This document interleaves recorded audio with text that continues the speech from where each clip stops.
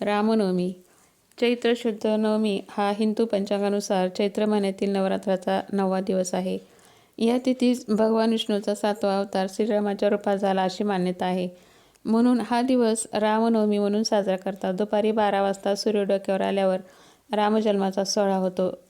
श्रीरामांच्या चित्रास किंवा मूर्तीस फुलांचा हार घालतात. श्रीरामांची पूजा करताना करंगळीजवळच्या बोटाने म्हणजेच अनामिकेने गंध लावतात. तसेच श्रीरामांना हळद कुंकू वाहताना उजव्या हाताचा अंगठा आणि अनामिका यांच्या चिमटीत आधी हळद व नंतर कुंकू घेऊन श्रीरामांच्या चरणावर वाहतात. श्रीरामांना केवडा, चंपा, चमेली, अंजाई ही फुले वाहतात. त्यानंतर आरती करून प्रसाद वाटतात. रामजन्माच्या दिवशी साजऱ्या केल्या जाणाऱ्या या उत्सवात रामजन्माचा पाळणा अवश्य म्हटला जातो. श्री रामनवमीच्या दिवशी मठ किंवा मंदिरामध्ये भजन, पूजन, कीर्तन, प्रवचन इत्यादी कार्यक्रम करून हा जन्मोत्सव सोहळा साजरा केला जातो. काही ठिकाणी तर गुढीपाडवा ते रामनवमी ह्या काळात रामायण ग्रंथाचे वाचन, रामकथेचे निवेदन, गीत रामायणाचे गायन वगैरे कार्यक्रम केले जातात. श्रीराम हे सर्व आबालवृद्धांची लाडकी देवता असल्यामुळे सर्व लहान थोर मंडळी ह्या उत्सवात भाग घेतात. हिंदू धर्मग्रंथानुसार त्रेतायुगातील रावणाचे अत्याचार संपवण्यासाठी आणि धर्माची पुनर्स्थापना करण्यासाठी भगवान विष्णूंनी मृत्यूलोकामध्ये श्रीराम म्हणून अवतार घेतला. श्री रामचंद्रजीचा जन्म चैत्र शुक्ल नवमीस राणी कौशल्याच्या पोटी पुनर्वसू नक्षत्रात आणि कर्क राशीत राजा दशरथाच्या घरी झाला.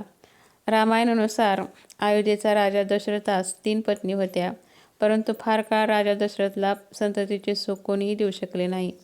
पुत्रप्राप्तीसाठी राजा दशरथ यांना वशिष्ठ ऋषींनी पुत्र कामेष्टी यज्ञ करण्याची कल्पना दिली होती. यानंतर राजा दशरथाने आपल्या जमाई ऋषीशृंगासोबत यज्ञ केला. त्यानंतर यज्ञकुंडातून एक दैवी पुरुष हातात खिरीची वाटी घेऊन बाहेर आला.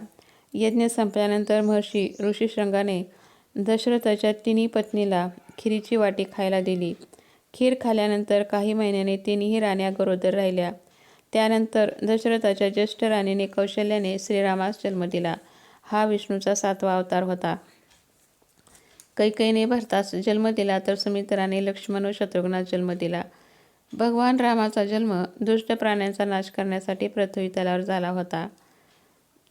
कबीर साहेबजी आदिरामाची व्याख्या स्पष्ट करतात की आदिराम हा अविनाशी देव आहे, जो सर्वांचा निर्माता आणि पालनकर्ता आहे, ज्याच्या एका इशाऱ्यावर पृथ्वी व आकाश कार्य करतात, ज्याच्या स्तुतीमध्ये 33 कोटी देवी देवता नतमस्तक होतात, जो पूर्णपणे मोक्ष व आत्मस्वरूप आहे. भारतभर समजला जाणारा हा चैत्र शुक्ल नवमीला श्रीरामाचा जन्म झाला असले समजले जात असले तरी अयोध्येतील वैश्य समाज रामाचा जन्म मार्गशीर्ष महिन्यातील पंचमी झाला असे म्हणतात. त्या पंचमीला अगहन पंचमी म्हणतात. मार्गशीर्षला हिंदीमध्ये अगहन म्हणतात. याला आधार म्हणजे तुलसीदासाच्या रामचरितमानसमधील उल्लेख. मंगल मूल लगन दिनू आया हिमरिपू अगहन मासू स्वहावा ग्रह तिथी नक्तू जोगू वरवास लग्न सेदी विधी किनू विचार. रामनवमी संपूर्ण भारतात साजरी केली जाते. तेलंगणातील भद्राचलम मंदिर हे अशा ठिकाणापैकी एक आहे जिथे रामनवमी मोठ्या थाटामाटात साजरी केली जाते. चैत्र नवरात्राची ही समाप्ती रामनवमीच्या दिवशी होते. हिंदू धर्मग्रंथानुसार भगवान श्रीरामजीचा जन्म या दिवशी झाला होता. म्हणून भक्त ही शुभ तिथी रामनवमी म्हणून साजरी करतात आणि पवित्र नद्यामध्ये स्नान करतात. रामनवमी चैत्र नवरात्रीचा 9वा दिवस आहे. 9 दिवस देवी शक्तीच्या 9 रूपांना समर्पित आहे. घरामध्ये श्रीरामाच्या फोटोचे किंवा मूर्तीचे पूजन करावे. अनुष्ठानाचे पालन करून पूजा सुरू करावी. आपल्या हातात पाणी घेऊन पूजेचा संकल्प करावा. तसेच आरती लावावी, उदबत्ती वावळावी.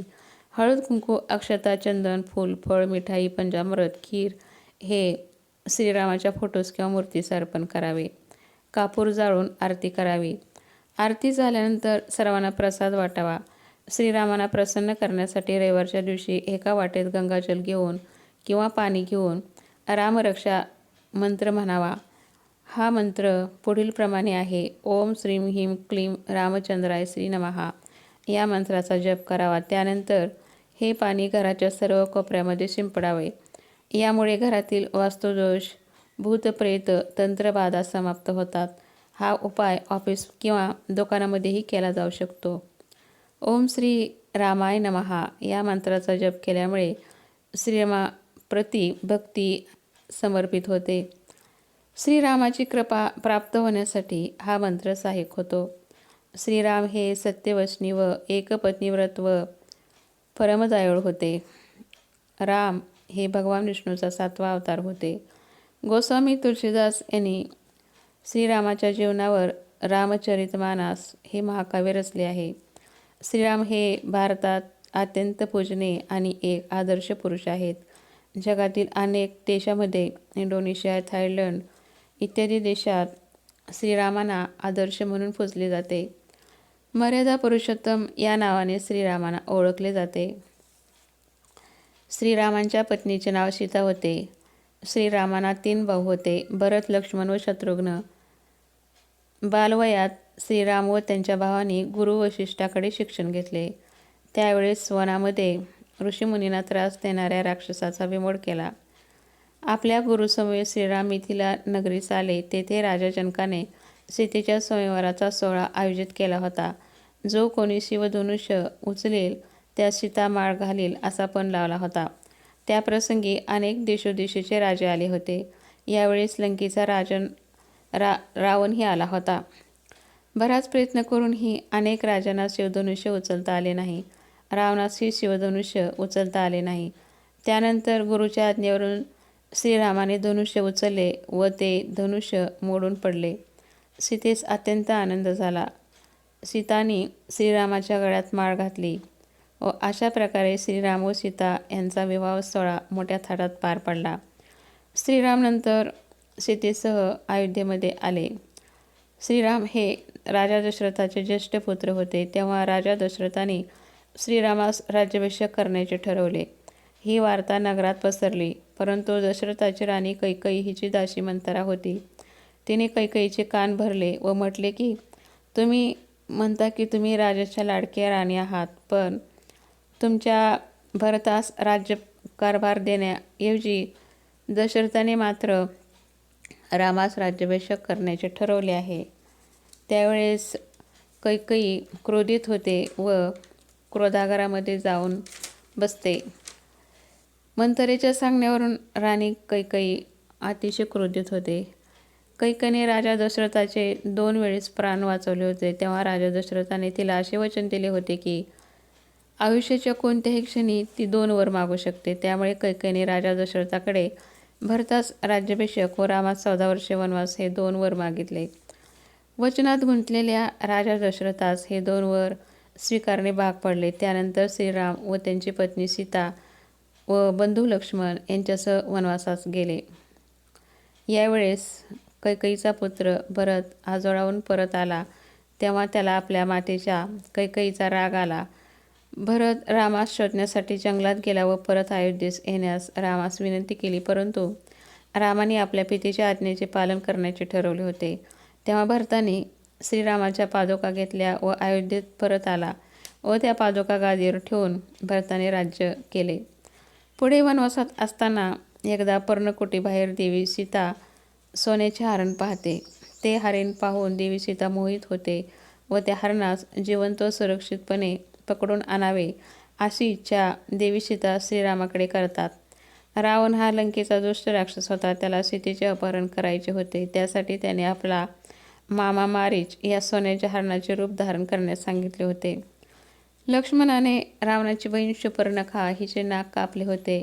त्याचा बदला घेण्यासाठी देवी सीतेस पळवून आण असे रावणाची बहीण शूर्पणखाने रावणास प्रेरित केले होते.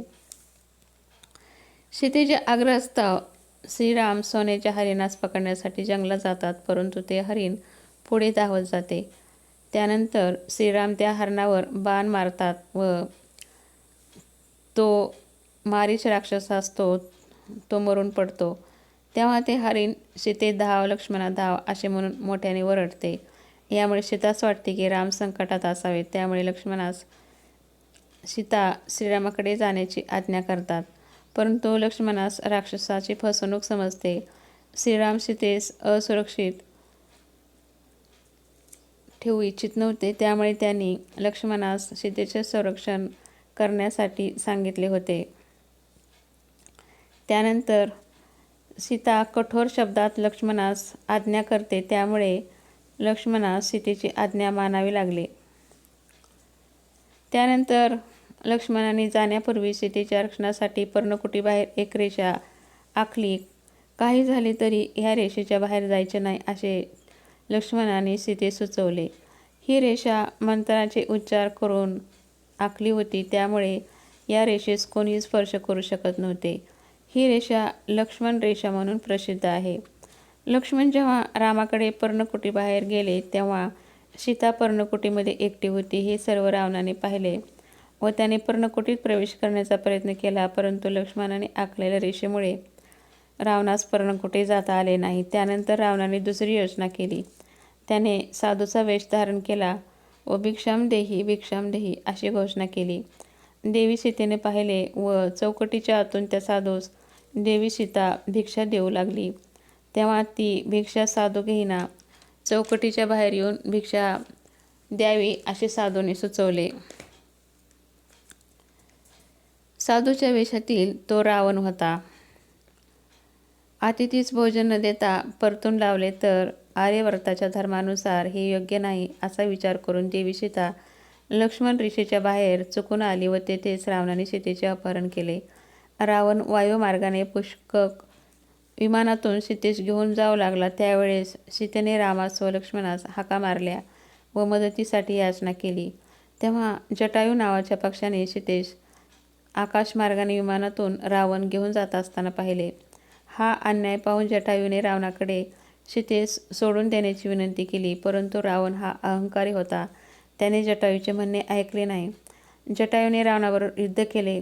रावणाने शस्त्राने जटायूचे पंख कापले व जटायू खाली कोसळला. त्यानंतर सीतेने आकाशमार्गाने जात असताना आपले एक एक करून दागिने काढले व ते जमिनीवर थोड्या थोड्या अंतरावर टाकले. राम व लक्ष्मण सीतेच्या शोधार्थ वनात भटकत होते. त्यांना वाटेत जटायू जखमी अवस्थेत भेटला. रावणाने सीतेस पळवून नेले आहे असे सांगितले व तो दक्षिण दिशेकडे गेल्याचे जटायूने रामास व लक्ष्मणास सांगितले. पुढे रामाने अरण्यात भटकत असताना त्यांना एक वानर सेनेचे राज्य लागले. वाटेत रामाची व हनुमानाची भेट झाली. तसेच वानर राजा सुग्रीवाची व रामाची भेट झाली. या सर्वांनी रामाला मदत करण्याचे ठरवले. सर्व वानरसेना नल, नील, जांबवंत, अंगद, सुग्रीव, हनुमान यांच्यासह श्रीराम व लक्ष्मण समुद्रकिनारी आले. लंकेला जाण्यासाठी वानर सेनेने 48 किलोमीटर रुंद व 3 किलोमीटर असा दगडी पूल बांधला. हा पूल 48 किलोमीटर लांब व 3 किलोमीटर रुंद असा होता. या पुलास रामसेतू असे म्हणतात. या प्रत्येक दगडावर श्रीरामाचे नाव लिहिले होते, त्यामुळे तो दगड पाण्यावर तरंगत असे. पुढे श्रीरामाने लंकेत प्रवेश करून रावण व त्याच्या पुत्राचा पराभव केला. रावणाचा वध केला व लंकेचे राज्य बिभीषणास दिले. बिभीषणास सिंहासनावर बसून श्रीरामाने बिभीषणास मार्गदर्शन केले. यावेळी आपल्या पवित्रतेची साक्ष देण्यासाठी सीतेने अग्निपरीक्षा दिली. त्यानंतर श्रीराम, सीता, लक्ष्मण व काही वानर सेनेसह अयोध्येत आले. तेथे श्रीराम व सीता यांना राज्याभिषेक झाला. रामाने आदर्श राज्य निर्माण केले. त्यांच्या राज्यात सुख व शांती होती. त्यानंतर काही दिवसांनी दूताकरवी श्रीरामास समजले की अयोध्येतील व्यक्ती सीतेच्या चरित्राबद्दल संशय व्यक्त करत आहेत. तेव्हा श्रीरामाने स्वतःच्या सुखाचा वैयक्तिक विचार न करता जनतेसाठी सीतेचा त्याग केला. सीतेस अरण्यात सोडून देण्यात आले. यावेळेस सीता गर्भवती होती. सीतेचा अरण्यात वाल्मिकी ऋषींनी मुलीप्रमाणे सांभाळ केला. सीतेस 2 पुत्र लव व कुश झाले. त्यांचेही संगोपन वाल्मिकी ऋषींनी केले. पुढे रामाने अश्वमेध यज्ञ करण्याचे ठरवले. या यज्ञाचे घोडे लव व कुशांनी बालवयातच अडवले. अयोध्येतील सैनिक घोड्याची सुटका करण्यासाठी गेले, परंतु या सर्वांचा लव व कुशांनी पराभव केला. त्यानंतर लव व कुश रामाच्या दरबारात येऊन रामकथा गीताच्या स्वरूपात रामापुढे सादर करतात व रामास गीतातून सांगतात की आम्ही दोघे तुमचे पुत्र आहोत. तेव्हा श्रीरामाच्या डोळ्यात अश्रू येतात व ते सद्गदित अंतःकरणाने आपल्या पुत्रांची गळाभेट घेतात. काही वर्षांनी लव व कुशास राज्यकारभार श्रीराम सोपवतात. सीता धरणी मातेची प्रार्थना करते की मला आपल्या उदरात घ्यावे. धरणी माता दुभंगते व देवी सीता धरणी मातेच्या उदरात सामावून जाते व पुढे ती गुप्त मार्गाने वैकुंठधामात जाऊन देवी लक्ष्मीच्या स्वरूपात विराजमान होते. श्रीरामाचे अवतार कार्य संपल्यानंतर यमराजाच्या संमतीने श्रीराम शरयू नदीमध्ये चालत जातात व तेथून ते गुप्त मार्गे वैकुंठधामास जातात व श्री विष्णूच्या स्वरूपात विराजमान होतात. अशा प्रकारे हा श्रीरामाचा अवतार कार्य होते. श्री विष्णूंनी पृथ्वी तलावर श्रीरामाच्या रूपात 7वा अवतार घेतला होता. तो दिवस चैत्र नवमीचा होता. या दिवसास रामनवमी म्हणतात. या दिवशी रामजन्माचा सोहळा आयोजित करतात. जय श्रीराम. राम लक्ष्मण जानकी जय बोला हनुमान की. ही माहिती जर तुम्हाला आवडली असेल तर लाईक करा, शेअर करा आणि माझ्या चॅनलला सबस्क्राईब करा. धन्यवाद.